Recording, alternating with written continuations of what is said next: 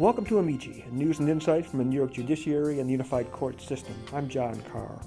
Today is the latest episode of Diversity Dialogues with Susan Goodman. Today, Susan's interview is with Elizabeth Booth, Associate Computer Systems Analyst. Elizabeth, thank you so much for talking to us today. If you could just tell us your current position and how long you've had it. Sure. So in my current position, I am a associate computer systems analyst. And in this particular position, I would say I've probably been in it for about 5 to 6 years. However, prior to that, I've been in that role, just not in that position, if that makes any sense. Mm-hmm. Yeah. And how would you, since the focus of this piece is really diversity, how would you describe your cultural background, and how do you feel it has influenced your current job, your current role? Okay, so my culture is pretty blended. My grandparents were originally from the South, so they put more emphasis on like behaviors, religion, community. But I did grow up in a more diverse neighborhood in Queens, New York. So because of that, I was able to experience a lot of different cultures, and I feel privileged, especially because of that. Now, in terms of the second question, my culture really hasn't shaped my current position because technology isn't embraced or encouraged as much, unfortunately. But I myself became more captivated by technology when I saw a computer face-to-face for the very first time, and it was, if you don't mind me telling you the story, it's really quick. Of course not, no. It was when I moved to my stepdad's, and it was a broken computer, and I was just like kind of looking through stuff, and I was like, oh, what's that? He's like, oh, it's just a computer. It's just been sitting in the closet for years, and it's broken. So I took it out of the closet, I fixed it, and then I proceeded to write a card game, like a actual program. And I was 11 years old, and the rest is history. Oh my God! That's amazing.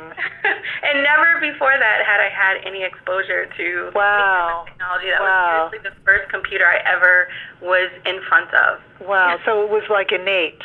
It was. Yeah. Which is, they were just floored. And of course, all of the kids then they were like, oh my goodness, the computer is fixed.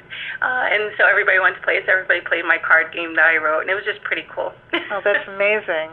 So you said that computer science was not something that was embraced or accepted by your or not. It was accepted by your cultural background. Is that what I just want to make sure I heard you correctly?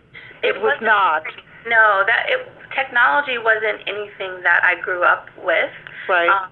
So, like I said, that first computer that was at the age of 11. Right. In front of. So it was I just had a desire, and it was kind of like out of the blue, I feel, because everything else was very much not technology based. And that was many years ago. It was over 30 years ago. So just imagine over 30 years ago how that was. Right. But, yes, absolutely.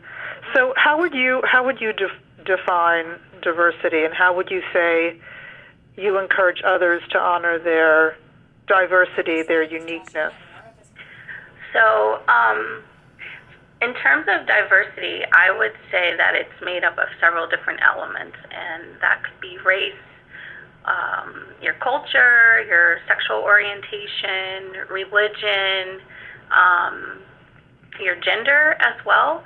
And in terms of encouraging others to honor it, I just feel that each individual brings their own, value to anything that they do. And so that's where I would say it's great to honor your uniqueness. Me, myself, I look at myself as being unique. When I was younger, I was teased a lot because I was more, once I got into technology, that's all I really cared about. Not all I really cared about, but I really did have such a passion to learn. And so You mean as a woman? especially as a woman, and so it was very strange to people. And so if I had have kind of gone along with the flow of what was the norm, then I would have held myself back from what I've learned, where I am now. And so that's why I would say definitely anyone should embrace their uniqueness in whatever way that it is, because it does help. It does help shape a person, and even could affect other people, and could encourage other people. Based on an individual's uniqueness, I would say. So, and if you think about your job now, what 3 words would you use to describe it? Okay, so one would be challenging, definitely, fulfilling, and diverse. And can you elaborate on one or more of those? Sure. So challenging would be in this role, and challenging and diverse.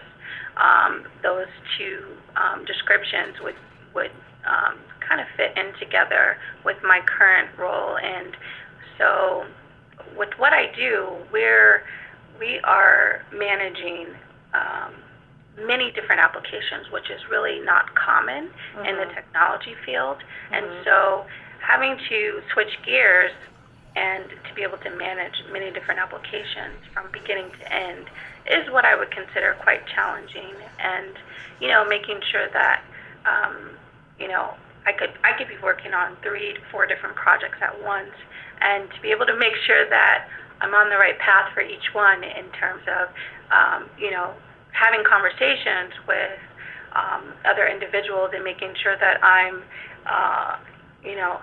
not getting any of them confused with each other. So that's where it becomes quite challenging, and making sure that I'm able to manage many different projects at once. Okay.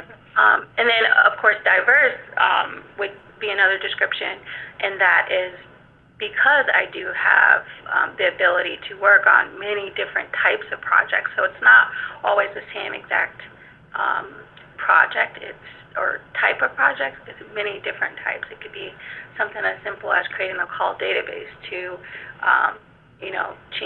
creating an entire new system for, let's just say, I don't know if I'm able to actually say specifics, but the Ethics Commission financial disclosure form. So those are 2 totally different types of projects, but so that's where it's like very, very diverse.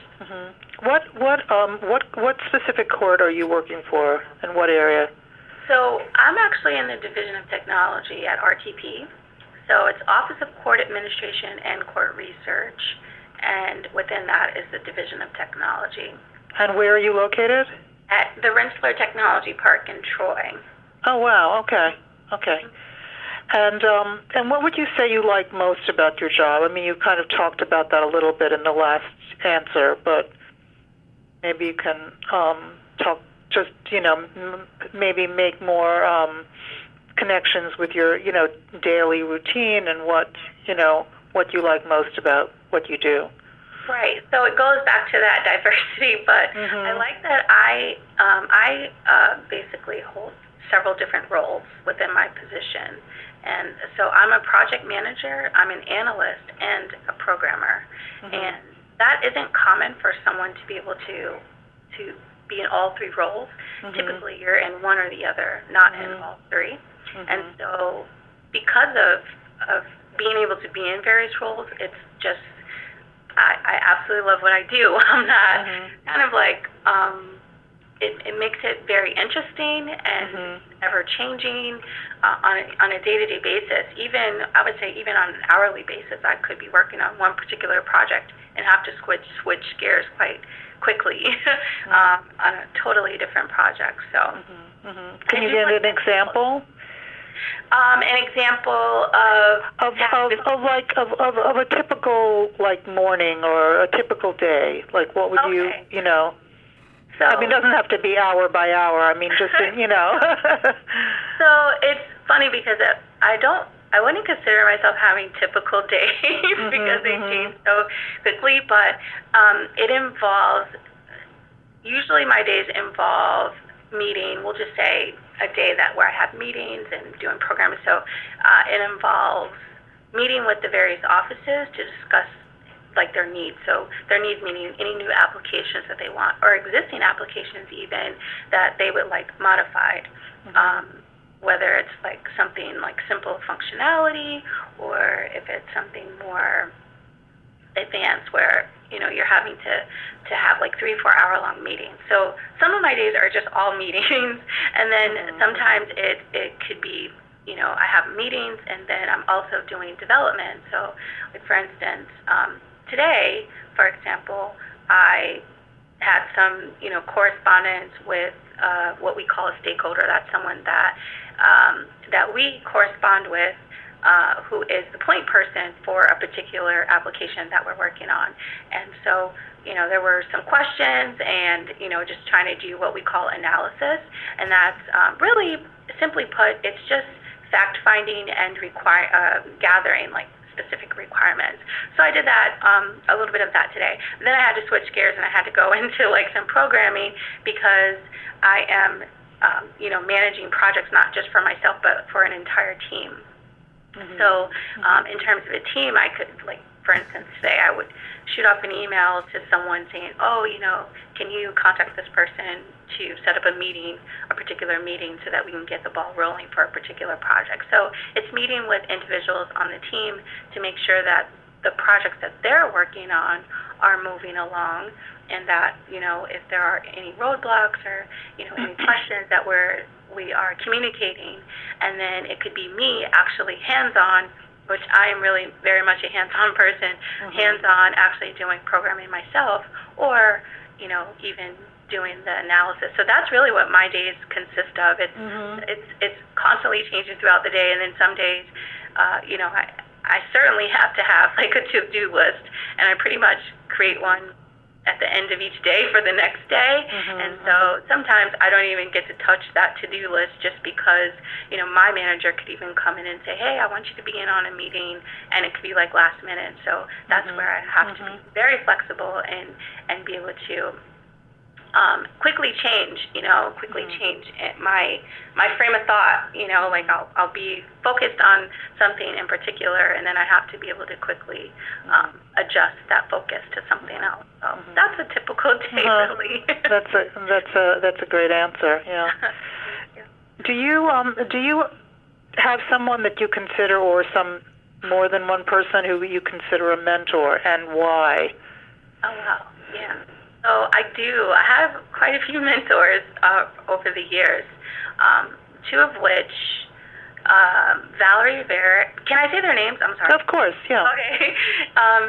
Valerie Verrett and Deb Fallon, and they both, sadly for me, have retired.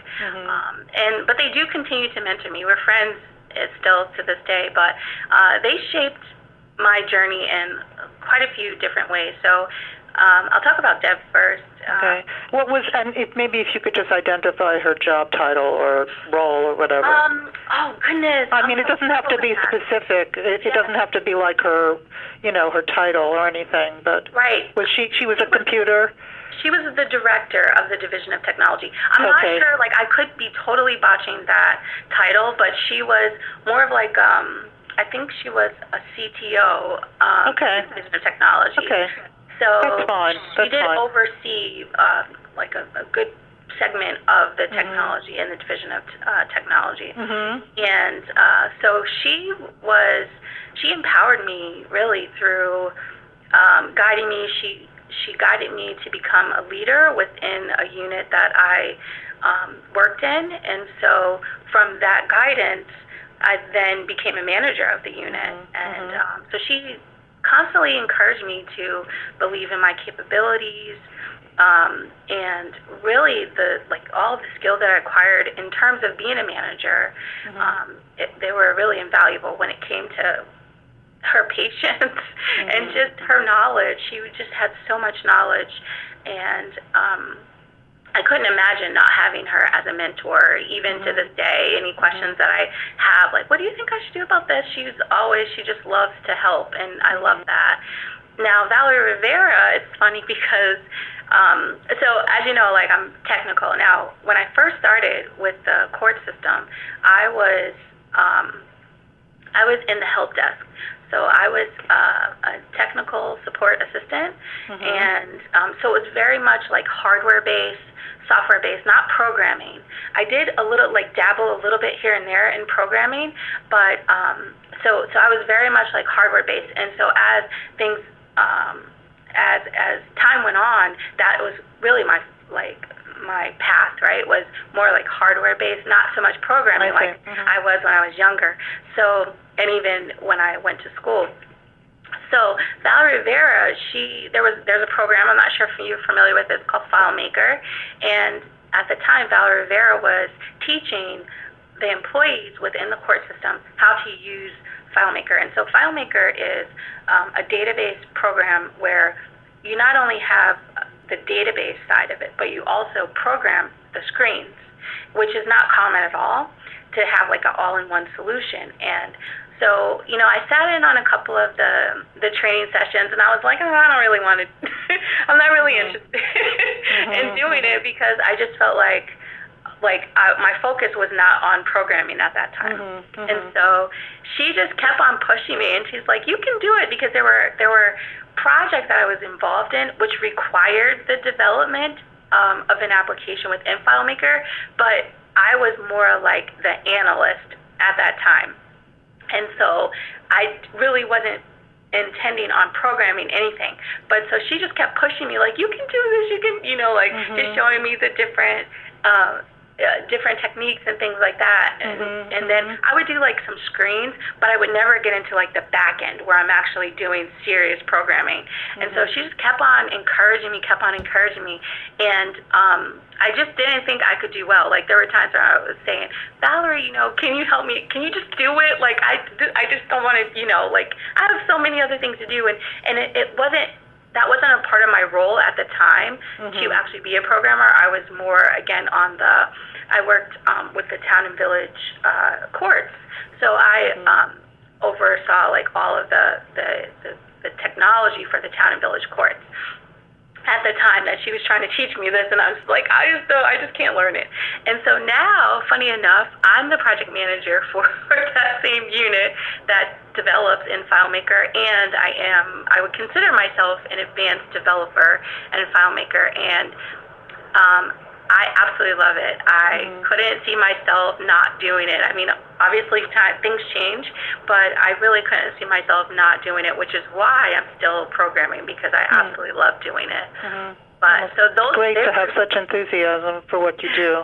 It's really wonderful. Yeah. I really do love it. Yeah, you can tell. You can tell from. Oh, thank you. But then I have others like Randy Hall. He was. Well, I mean, I think that's good. You know, I mean, obviously. I'm so glad not mentioning. No. I understand because you have other people that you also were mentored by. But I think that for the purposes of this interview, you know, two is plenty, and you really described it very well. So yeah.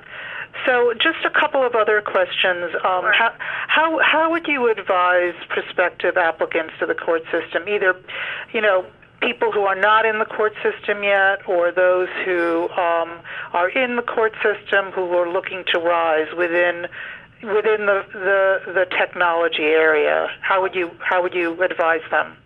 Sure. So I've actually done that quite a few times already, but and the way that I do it is I just encourage anyone that's looking for a position in technology to apply, because one of the great things that a lot of people don't realize is that, one, for technology related positions within the Division of Technology, you don't have to take a test.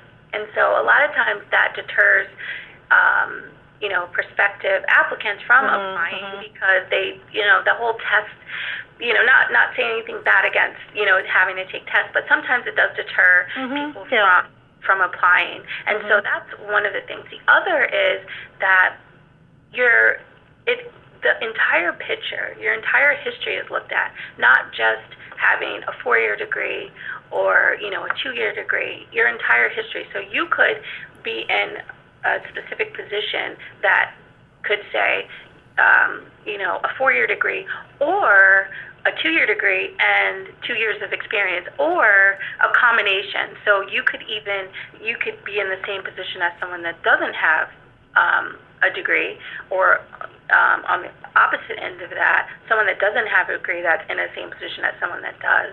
So that's where I always do. I do that quite a bit when I advise anyone that's interested in being in technology. I actually say you should apply in the court system, because chances are you're probably going to get it if you do have some sort of experience.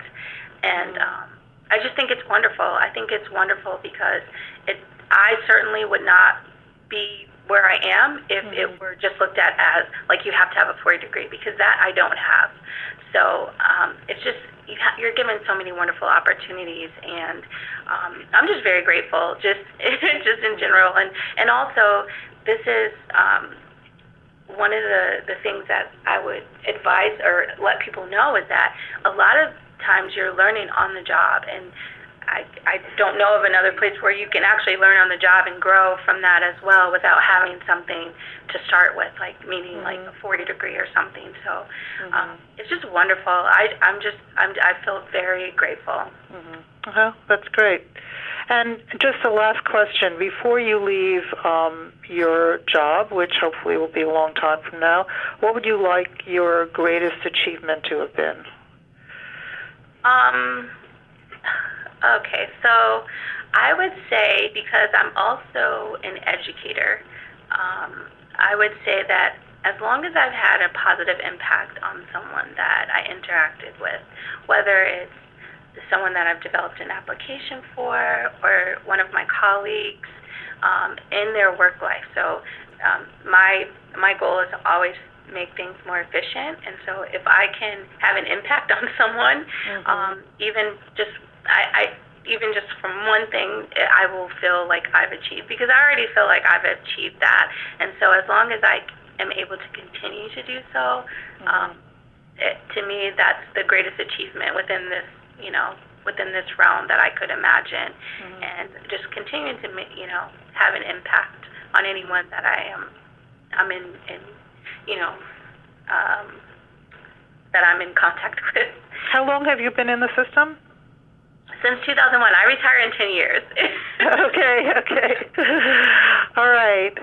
Elizabeth, it was a real pleasure to talk to you. Thank you so much. I appreciate your time and your enthusiasm and your good words about everything. I think it'll be a really lovely piece.